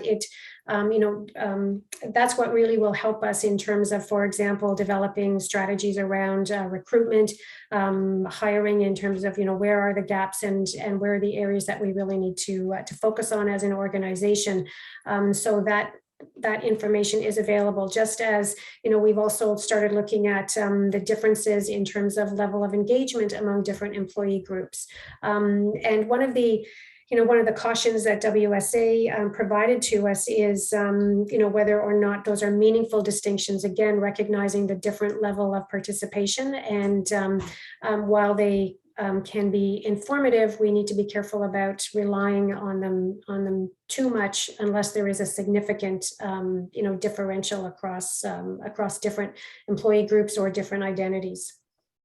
Great, thank you. It would be, just from a trustee monitoring perspective, it would be good to know where we stand and what impacts in terms of representation, diverse representation at all levels we are making in terms of strides. This kind of thing is regularly disaggregated and disseminated to all employees in my federal workplace.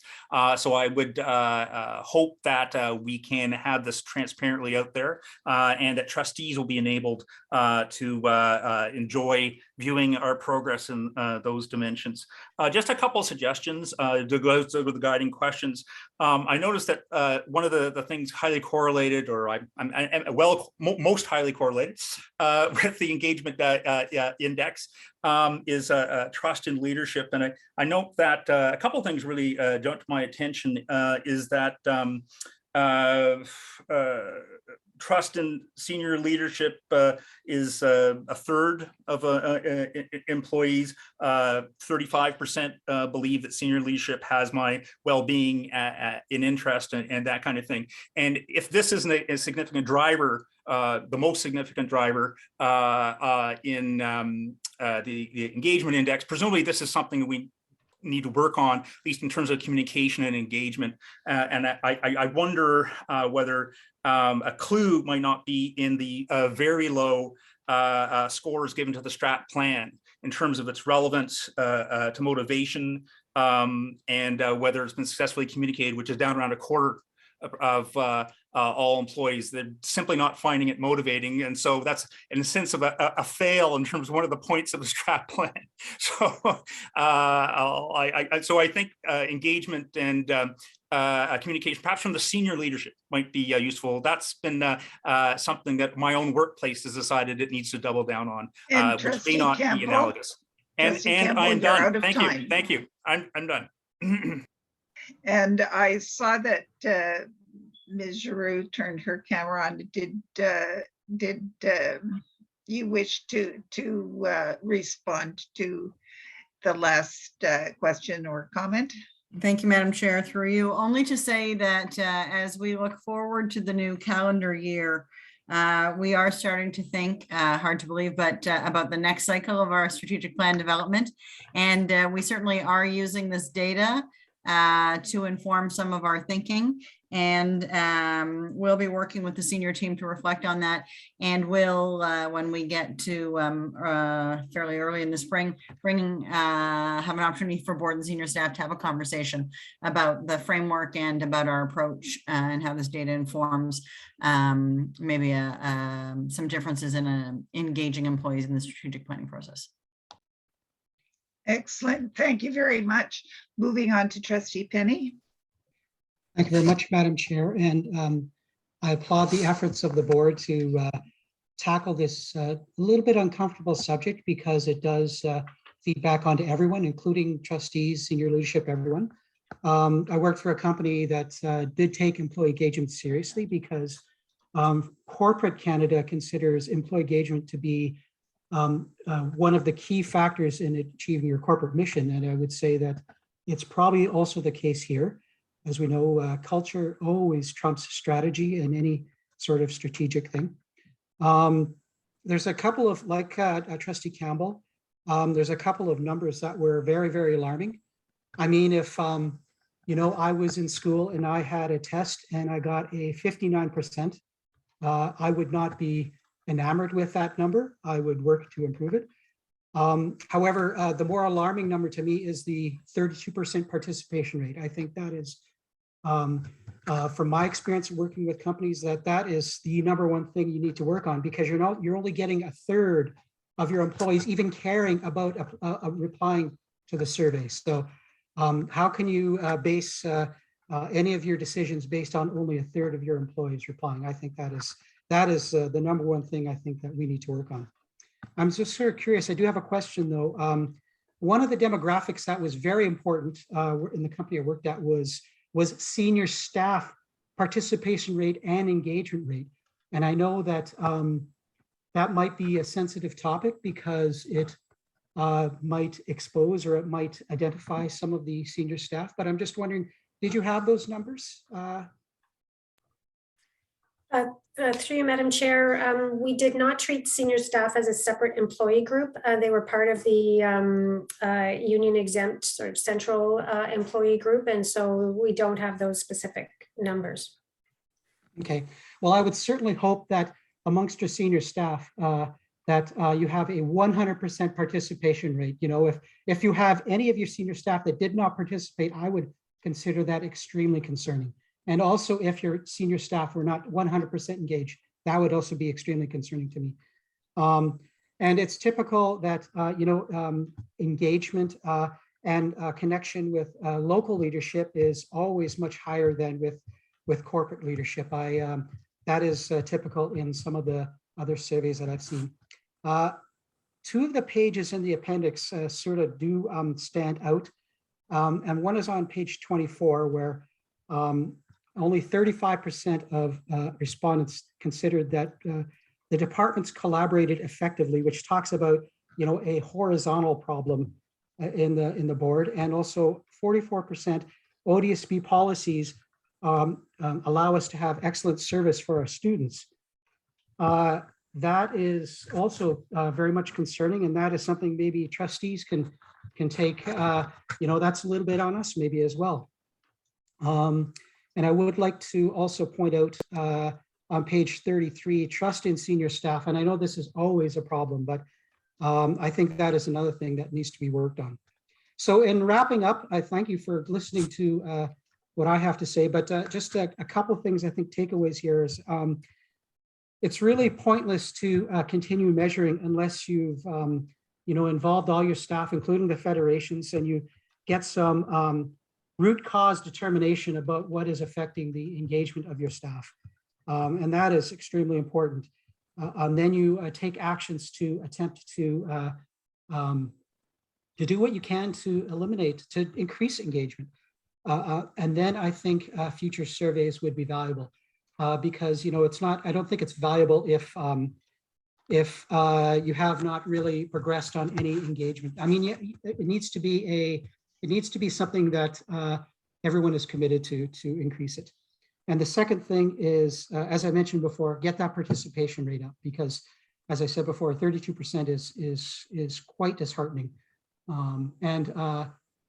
It does indicate that maybe people have given up a bit. So, and I hate to say that because I personally think that we're doing great work here, and they haven't, and maybe some of the staff have not got the message, or there's something that's not right. So anyway, thank you for listening to me, and I'll turn it over and listen to this very, very interesting discussion.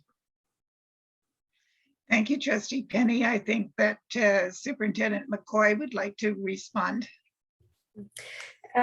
Thank you, Trustee Penny, for your comments. I just wanted to share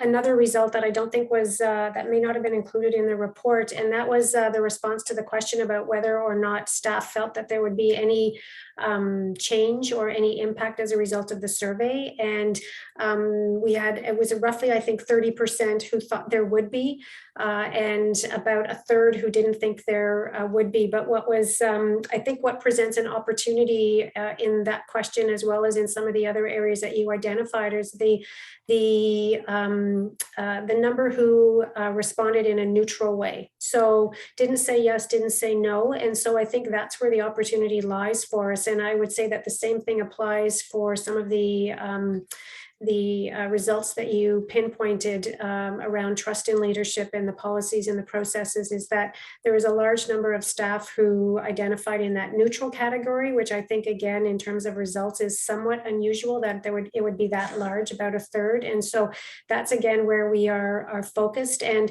thinking that, if we can, it's why I ended with the point that how important it is that we are able to demonstrate that there's impact, because I think that will affect the willingness of staff to participate in future surveys. As you say, it goes to the trust in leadership piece. If you don't, trust that something's going to happen. So I think for us, that is that will be key, is being able to, fairly quickly show that that there has been some impact, and I think it will have an effect on a number of the areas where the survey told us we need to do some work. Thank you for that. Moving on then to Trustee Lyra. All right, thank you, Lynn. So I guess my request is, do we have some of this data disaggregated by position? I think I'm quite happy with the number of LGBTQ people we have working at the district, but I'd like to know, are LGBTQ people well represented in senior staff and the principal level, or is it predominantly people who work at the janitorial level, and students are less likely to see themselves represented in leadership positions? And I think the same kind of data would be really important to see amongst the language or amongst other equity seeking groups. So did we disaggregate this data at all? Is that something we have access to? So through you, Madam Chair, we do have the information available, and it is information that we are starting to look at. We can't disaggregate in terms of every position. So because of the way our organization is structured, and what we thought employees would be most familiar with is largely organized based on the bargaining unit affiliation. So for example, we have elementary teachers, secondary teachers, our elementary occasional teachers, secondary teachers, our SSP bargaining unit, which includes EAs and ECEs, but we didn't break it down to ECE or EA. As I said earlier, we can't disaggregate senior staff because we didn't ask people to identify based on that level of detail. But where we did ask, we can disaggregate. Again, recognizing that in some employee groups, the response rate was fairly low. And so we need to be sure, as Trustee Campbell pointed out, that we are always representing these results as based on the respondents and not necessarily a full demographic picture of the workforce. And one of the cautions that we have about any survey is, and in particular this one, is who are the voices that are not represented, who are the employees who are not represented in the survey. So while it provides really good information for us, and we feel based on comparing this to other pieces of data that we have, that there is some reliability. As we start to disaggregate, we will be doing it with those cautions in mind. But certainly, Trustee Lyra, as we look at some of that comparative analysis and start to identify where we have representation gaps, we will be disaggregating, based on those different employee groups where we did collect the data. Okay. Yeah, I think it's really important that we be diverse, not only amongst our staff in general, but particularly amongst our leadership positions. As this disaggregated data becomes worked out, teased out, whatever word you'd like to use, is it going to be made public? Are we intending to publish a report saying we've disaggregated the data, here it is?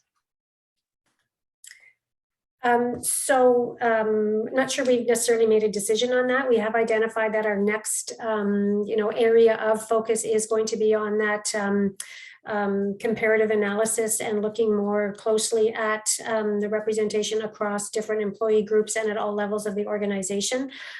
So I know that in our previous, with our previous survey, we did make that available. So I'm assuming that it would be something that we would want to share with not only the board, but with our employees. All right, then I look forward to seeing the future report. Thank you. Thank you, Trustee Lyra. Trustee Bell.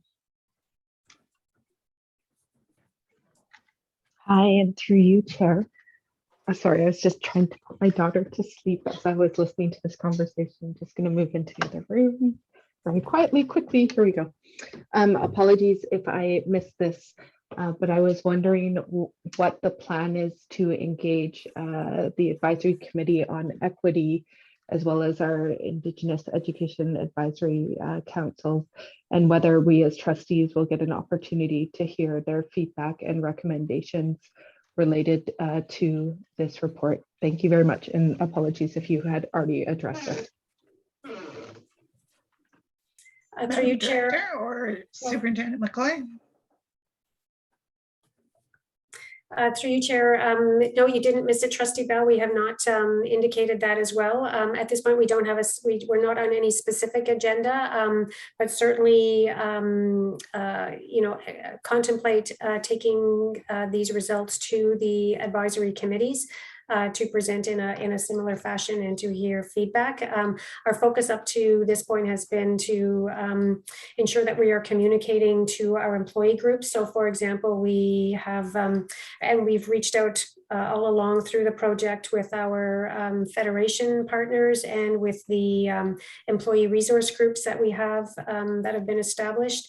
And our plan is to continue to engage with those internal stakeholders for sure as we move forward, but would be happy to also take the results to the advisory committees. I guess I'm sorry, I think I was only able to speak one time, but I very much appreciate the openness Well, to do that. you have 4 more minutes, to... Trustee Bell. Oh, do I? Okay, great. I just wanted to say that I would really, I think that would be great if the opportunity to discuss this report was presented, especially to the 2 groups that I've identified, because I've heard over the past year in those groups, there is expertise and interest when it comes to the findings that you have presented in this report. And I think hearing directly from those particular groups, you might be able to get some important insight on how to move the needle towards a more positive and equitable outcome. So thank you very much for your time and for this report. It's very much appreciated. Thank you, Trustell. Am I seeing your hand, Student Trustee Salamaleta?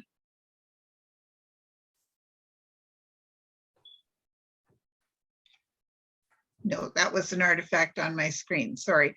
Are there any other trustees with questions on this for this meeting tonight?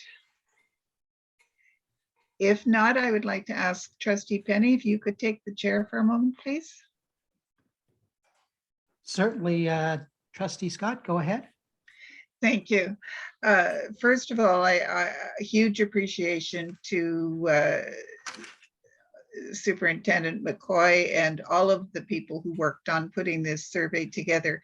It is a really long time since we did the last one. It is actually, I think, a little more than 10 years. And the last one was really interesting when we did it, but I never had the sense that we had really seized upon it to take action. to make changes across the district. And so I guess the first question I have, and you may not be ready to answer this question yet, but ask, and that is, in doing this survey now, do we see any signs of progress in diversifying our staff overall over the last 10 years? Or is that impossible to tell? I'm through you, Mr. Chair. Trustee Scott, I'm reluctant to comment on that until we have a better opportunity to do the more fulsome analysis. As I indicated, we aligned the questions this time with the student survey so that we could be sure that we were able to do a comparative analysis between our staff and our students. So as a result, the questions that we asked were different from what we asked the last time. And so as we started to do the initial comparative analysis, we realized that there would be some challenges, but not to say that we won't be able to draw some comparisons. And so I think what we will be striving to do is to make those comparisons where we can and to identify places where we aren't able to do it. But that is one of the one of the things that we're hoping the analysis will show us is whether or not we have made any progress, and if so, in what employee groups. And again, it may be difficult because we didn't divide the employee groups in the same way last time as we did this time. So for some groups, it will be easier to compare than others. So for example, asking about, in the areas of elementary teachers, for example, secondary teachers, our principals and vice principals were groups that we, where we had them disaggregated in the last census and in this survey, but there will be a number of employee groups where it will be more difficult to make that direct comparison because of the differences in the survey tools that we used. Thank you for that. I mean, I'm not even looking for disaggregation by employee groups. I'm trying to look at the district as a whole. If we looked at everybody, has there been any change? And I guess the corollary to that first question is, in the way that this particular survey has been designed, is it expected that we will be able, on a repeat survey or an additional survey a year or 2 years or 5 years down the road, to do that kind of comparison so we can in fact see whether we've made any progress? And that is certainly the intent, that we will be using this again as sort of a second baseline. But as we move forward, and again, one of the reasons why we wanted to align it with the student data as well is that we are setting the standard in terms of how we will proceed in future surveys around collecting identity-based data from staff and students. That is good to hear. And just picking up on a couple of Trustee Penny's comments, and one of the things that you had said previously, I certainly am disappointed that we only had 31% or thereabouts participation rate. But at the same time, I also am very mindful of the circumstances in which this survey was conducted, and the fact that I would say probably 110% of our staff had their hands full, 150% more than what they normally should have been having to juggle. So I really appreciate the fact that 31% of our staff did take the time to complete this survey. I also am very interested in that neutral group, because although people come out as neutral because they can't decide whether they fall on this side or on that side of the question, there's a lot of thinking that happens in that, and it's unfortunate that we don't always capture that thinking when we are collecting the data. So I would be very interested in any additional focus groups that might be conducted that would seek to explore what the thinking of those neutral what kind of thinking lay behind those neutral responses, because I think that's where we will get some really nuanced information. And if there's a way to tease some of that out, whether repeating some of the initial focus groups or convening new focus groups, I'm hopeful that that kind of discussion can be held, because it is crucial for us to understand this if we are going to move the district forward in terms of our roadmap and in terms of our strategic plan. This affects all of us, and it's important for all of us. And so I really look forward to seeing the next phases of this work. Thank you. Thank you very much, Chair Scott, and then back to you. So if we have no further comments or questions this evening, I'm sure all of us are looking forward to seeing where this all goes next.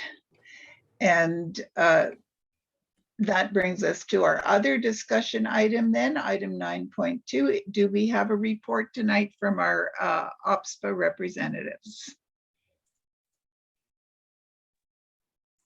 There's no OPSBA report tonight, Chair. Thank you. Thank you, Trustee Boothby. We don't have any new ministry update information that I'm aware of. Madam Director, are you aware of anything additional? No, through you, Madam Chair, no, nothing new. I continue to funnel the information through as soon as I get it. So we don't have anything outstanding at this point.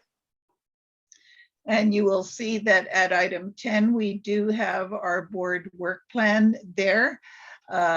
We have now completed one of the items that we had placed on our work plan, and that was an Indigenous Learning Foundation session that we held in November for board members, which was, I think, a very worthwhile opportunity to learn.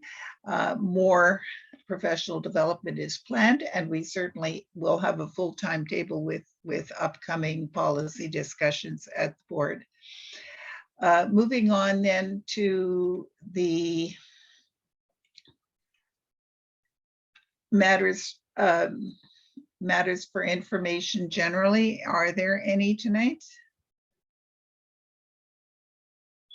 If not, that brings us to new business. Is there any new business? Trustee Blackburn. Thank you, Madam Chair, and through you.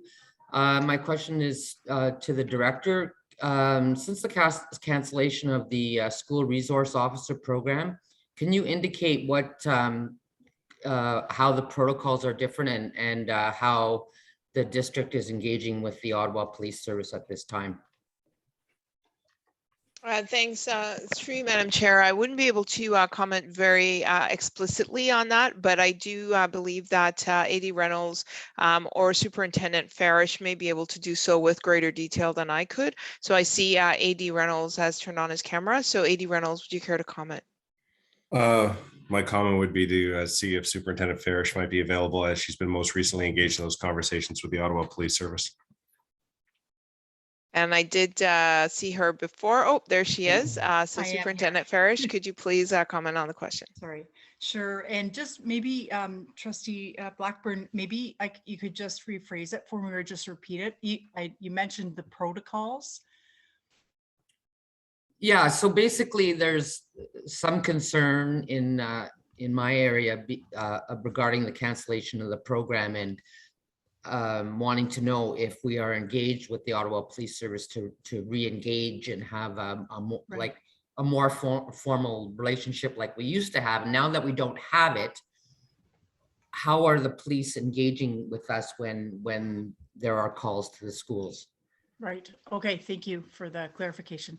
So the partnership is still exists, and we are working to make sure that the bridge that we have with OPS is a strong one, and that we both have common understanding of the expectations of how we will work together to support youth.